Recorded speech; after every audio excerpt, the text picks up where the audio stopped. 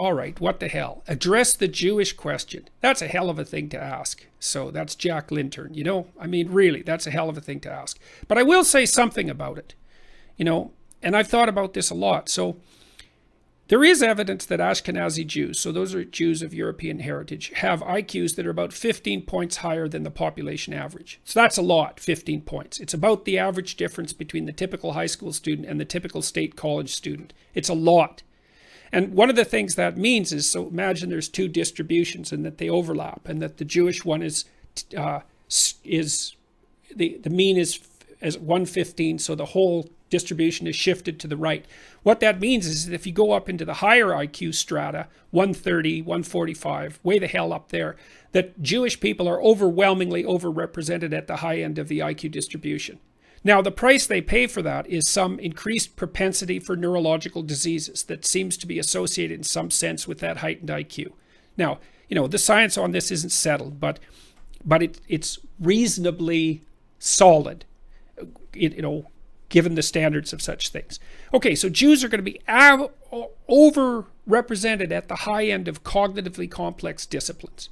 So then I would say, and that's the case, like they're way overrepresented among like outstanding scientists and among Nobel Prize winners and so forth.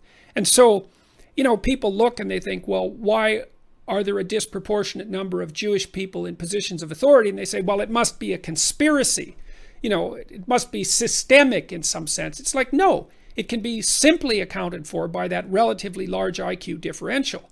Now, the next criticism would be, well, don't the Jews tend to lean left? Well, first you might say, well, you know, given what happened in Nazi Germany, to the degree that that was right wing, as we discussed earlier, that's the nationalism and ethnocentrism, it's hardly surprising that they might, you know, in this historical period of time, tend to move towards the left.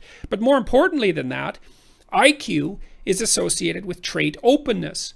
And trait openness is a strong predictor of political liberalism. So, and it's the strongest predictor of political liberalism. So, you know, it's very difficult. So that's what I have to say about that. It's like, and the other thing I would say is, you know, the fact that there's a population, a subpopulation of people who are much smarter than average. Not on average, right? On average, you got to get that straight. On average is actually of great benefit to the rest of us, because what do you want? Fewer geniuses? Fewer people with IQs of 145 or 160? That's, and you know, and it's no conspiracy that puts people who are smarter higher up in competence hierarchies, because IQ is the best predictor of movement up in a complex competence hierarchy.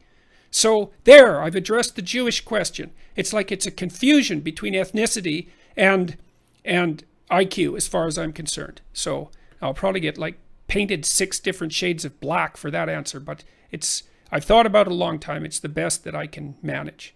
So